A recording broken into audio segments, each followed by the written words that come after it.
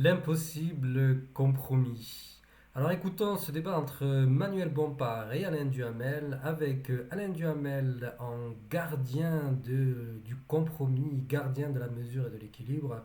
Sauf que quand on décode le discours d'Alain Duhamel et son rôle, eh bien il y a autre chose qui ressort de son rôle. On va écouter Alain Duhamel d'abord et Emmanuel Bompard et je vous explique ça.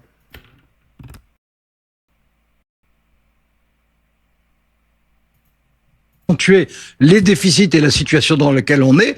Et je suis très conscient des implications sociales de tout ça et je n'en suis pas du tout insoucieux. Mais Alors, premièrement, quand on a un Alain Duhamel qui vous dit je suis très conscient des implications sociales, des implications donc sur la pauvreté, je n'en suis pas du tout insoucieux, eh bien écoutez, ça veut juste dire j'en ai rien à carrer de la situation sociale. Alain Duhamel est quelqu'un qui déclare être pour partisan du système de l'offre, d'une économie par l'offre et non pas par la demande. Donc il le répète régulièrement, il est plus partisan d'une économie néolibérale que d'une économie qui serait d'un État plus social, d'un État qui gérerait lui-même de nombreux services et infrastructures, et ce qui a prouvé dans de nombreux pays pouvoir marcher. mais il y a Je vous ferai pas ce reproche. il y a une priorité qui est d'essayer de trouver une solution qui permette non pas d'arrêter ce qui nous reste de croissance, c'est-à-dire malheureusement marginal, mais de donner un signal en ce qui concerne la réduction des déficits budgétaires. Je crois que si on ne le donne pas, euh, et je l'ai dit d'autant plus que je vous l'ai dit à plusieurs reprises, il faut effectivement qu'il y ait, en ce qui concerne les grands patrimoines, quelque chose qui ne soit pas symbolique.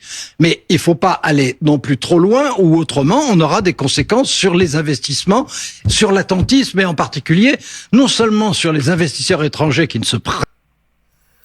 Donc on voit la perversité. Attendez, je remets mon micro comme il faut parce que c'est un peu, c'est le bric-à-brac chez moi, c'est système D.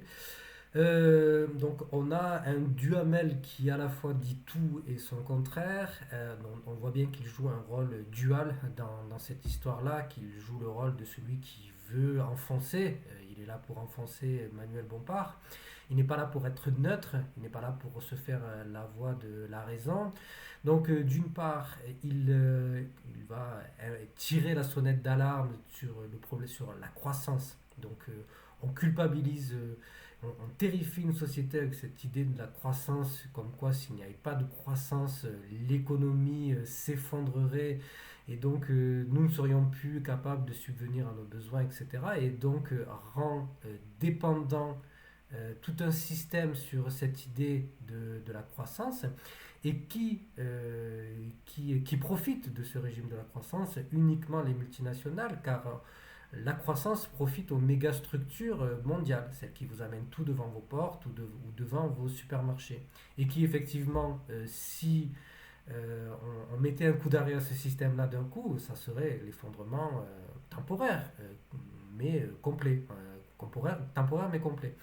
Et donc cette économie de la croissance, c'est surtout une économie où les seuls qui décident et qui font la pluie et du beau temps, et la pluie et le beau temps, ce sont les multinationales et qui empêche d'avoir une réflexion raisonnée sur ce que devrait être une économie basée sur la satisfaction des besoins des populations, la construction d'infrastructures adaptées aux besoins des populations, dans le respect de l'environnement, qui tiennent compte des stocks, parce que nous vivons en permanence dépendant de stocks en réalité.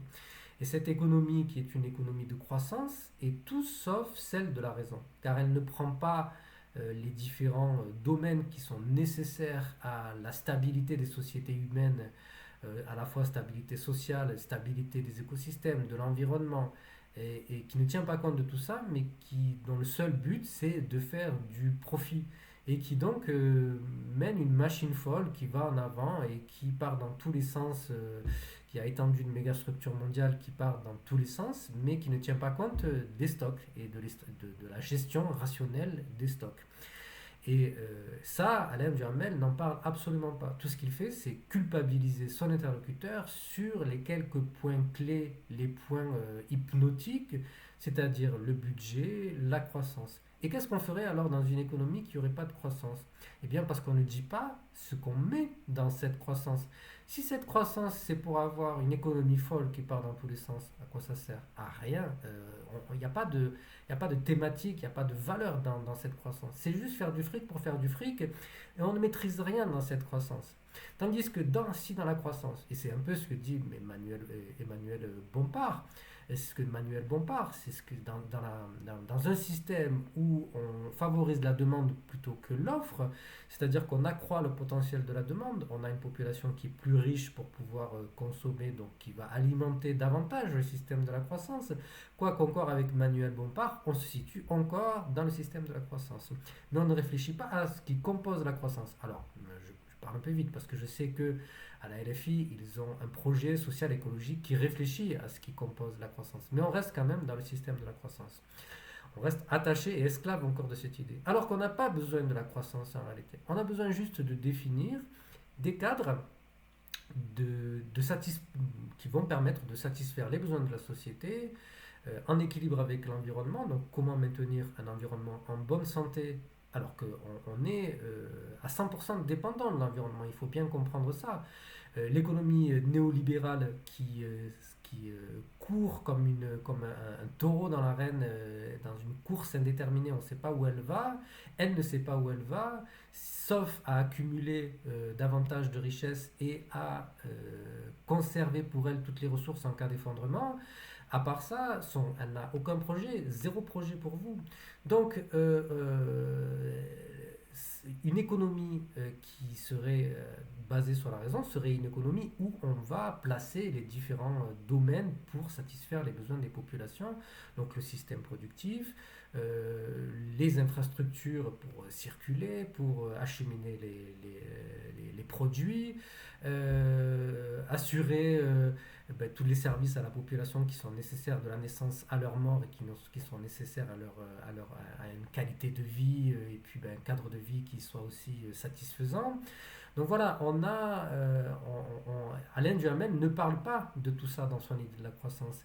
Et donc, en limitant toujours le débat, on néglige ça. Et alors, je vais terminer la vidéo parce que je pense qu'il restait encore quelques secondes. Mais c'est là qu'on va passer ensuite sur l'idée du compromis.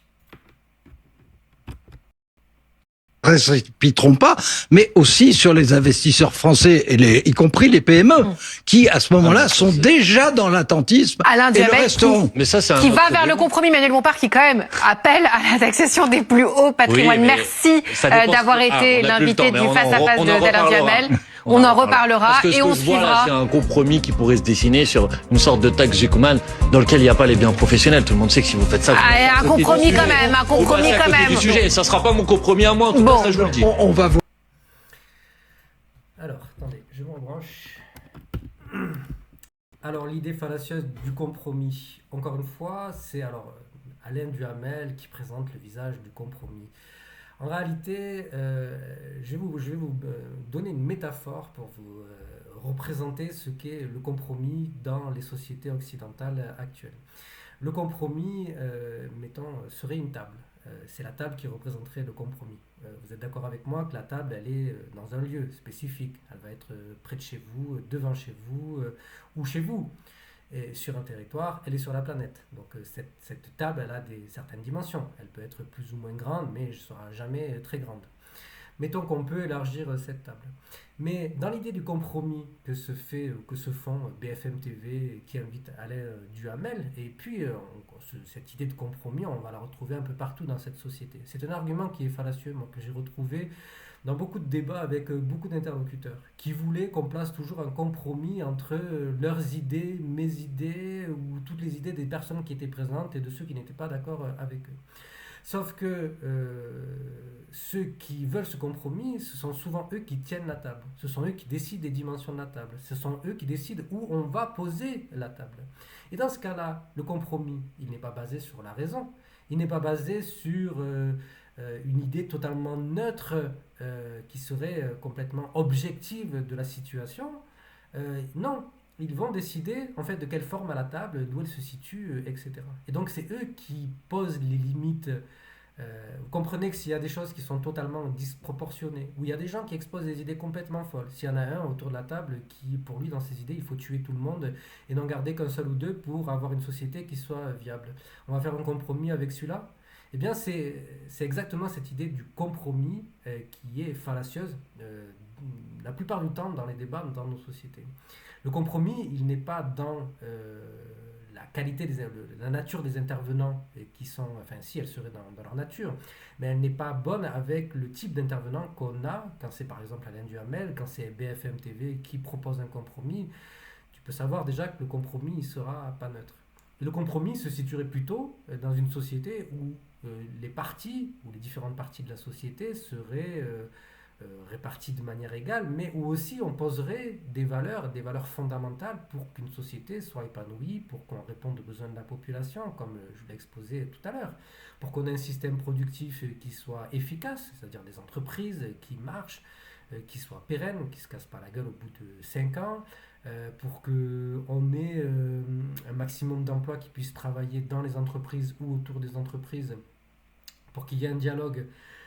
Et ça n'empêcherait pas la libre initiative, bien au contraire. Mais cette fois-ci, on aurait une société où, avec le dialogue, les gens décident de l'offre, décident des produits, parce que ne vous l'aurez pas, c'est pas vous qui décidez de produits, ce sont les multinationales qui façonnent, qui designent pour vous les produits, et qui vous font des modes, et qui créent les modes, et qui vous font agiter comme des pantins avec tel ou tel artefact, ou tel truc, bijoux, colliers, bandeaux, tout ce que vous pouvez avoir, et qui vous rythme au rythme de ses musiques et de sa propagande et de son art de vivre, etc. Et qu'après, il vous fait croire que c'est vous et que vous êtes supérieur parce que vous avez répondu aux critères que eux vous ont imposés et vous font agiter comme des pantins. Donc, dans cette société-là, c'est pas vous qui décidez. Alors, si on place les éléments de raison, c'est-à-dire ce dont la population a besoin pour avoir un cadre de vie qui soit un minimum constructif, un minimum positif pour la population, pour les écosystèmes, pour la société, où vous participez à ce dialogue. Et non seulement vous participez, mais aussi vous pouvez, si le dialogue se passe à différents niveaux, du plus bas jusqu'à des niveaux plus élevés par le biais de représentants, par le biais de représentants qui vont discuter à différentes échelles, eh bien vous pouvez à la fois décider, mais aussi participer, être entrepreneur. On décide que la demande, elle est telle, parce que la population se sera exprimée et qu'elle aura fait une exigence par exemple de qualité. Vous pouvez très bien justement décider d'une production qui ne soit pas toxique pour votre santé ni pour l'environnement. De toute façon, vous y êtes lié. Et donc là, il y a de véritables compromis. Là, il y a du dialogue pour avoir du compromis. Et non pas des espèces de pontes qui vont décider et dire pour vous et vous faire peur sur des idées qui ne vous servent à rien, vous, dans vos vies concrètement, et qui ne résolvent pas la plupart des problèmes pour lesquels vous vous inquiétez. Quand on a une société où il y a de la violence, où il y a de la criminalité, où il y a du terrorisme, ce qu'on oublie de vous dire, c'est parce qu'on a une société qui n'est pas rationnelle et qui est une société qui crée ces inégalités, qui crée du chômage, qui ne vous donne pas une voix, une possibilité de participer et de vous épanouir dans cette société. Et donc tout ça n'est pas posé dans le débat d'Alain Duhamel. Et c'est là où c'est fallacieux. Donc voilà, ce compromis, et pour en revenir à cette métaphore de la table, le compromis n'existe pas tant qu'il n'y a pas la raison qui est déjà posée. La raison avec le cadre, en se disant mais c'est quoi une société déjà qui serait une société qui serait équilibrée? Et personne ne parle de société d'équilibre. On parle d'une société où on vous agite des idées telles que la croissance, l'impératif de la croissance, des impératifs budgétaires, alors que en réalité, croissance ou pas croissance, c'est ce qu'on met dans l'économie ou le système productif ou tous les réseaux, le réseau social, c'est-à-dire la consommation, la distribution, etc., qui va faire que on a une société qui arrive à fonctionner. Parce que vous avez juste besoin qu'on produise et qu'on vous achemine les produits chez vous et qu'il y ait effectivement des gens qui puissent financer ça. Mais encore une fois, les finances, ça peut se décider autrement. L'État peut s'octroyer tant de financement pour pouvoir faire ce qu'il a besoin avec des banques d'État. Tout ça a existé par le passé. Il faudrait pouvoir cumuler ça avec le maintien ou la création d'un dialogue à différents niveaux de la société, entre le système productif, les populations, ce qu'elles veulent avoir comme produit, ce dont elles ont besoin, et puis la possibilité pour les populations d'être à la fois décideurs ou participants et aussi d'être des entrepreneurs qui vont répondre aux besoins des entreprises à côté ou être employés dans l'entreprise, etc. Donc là, on a un vrai système démocratique. Encore une fois, nous ne sommes pas dans une démocratie, nous sommes dans un système électif où des gens vous disent ce qu'il faut penser, vous disent ce qu'il faut faire, et tout ça pas dans la rationalité. Encore une fois, si c'était dans la rationalité, on aurait des gens qui font ça, mais qui seraient des gens qui penseraient au bien des populations, que ce soit des monarques, que ce soit un régime à une personne unique qui dirige, mais qu'ils feraient dans le bien des populations, ça serait lisible et ça se verrait. Mais là, on n'a pas ça. Et donc, se prétendre être une démocratie, mais quand on décrypte les choses, on voit bien que ce n'est pas dans l'intérêt d'une population et que ce n'est pas pour le bien d'une population. Alors à ce moment-là, tout s'annule. Ce n'est pas du bien qu'on a, c'est un système anarchique. Et c'est ça la vraie anarchie. C'est pas ce qu'on a décrit comme le régime politique de l'anarchie, ce n'est pas ça. C'est un système politique qui fonctionne par le bas, l'anarchie. Donc une démocratie en réalité. Mais ce qu'eux font, c'est ce qu'ils appellent, eux, anarchistes, c'est-à-dire un désordre, parce qu'ils emploient tort ce terme. Donc ce sont eux qui vivent dans le désordre et qui maintiennent une société où il y a plein de déséquilibres, et ils désignent des ennemis régulièrement, et ils placent un voile devant les yeux des gens en agitant des pantins et en agitant des épouvantails pour faire peur aux gens, mais tout ça pour les empêcher de transformer la société et de proposer de vraies solutions à tous les problèmes de la société. Et là se trouvent les véritables enjeux dont on ne parle jamais et qui sont derrière tous ces débats. Et Alain Duhamel, il est uniquement là pour... voilà, vous voyez cette table dont je vous ai parlé, il est uniquement là juste pour poser la table et puis la faire tourner. Il fait tourner les tables, faire tourner les tables comme ça l'arrange, là où il veut. Et la table, c'est le domaine qui lui est permis de parler, dans lequel il va imposer à son interlocuteur sa pensée. Et l'autre, soit il se conforme à la table, soit il est rejeté de la table.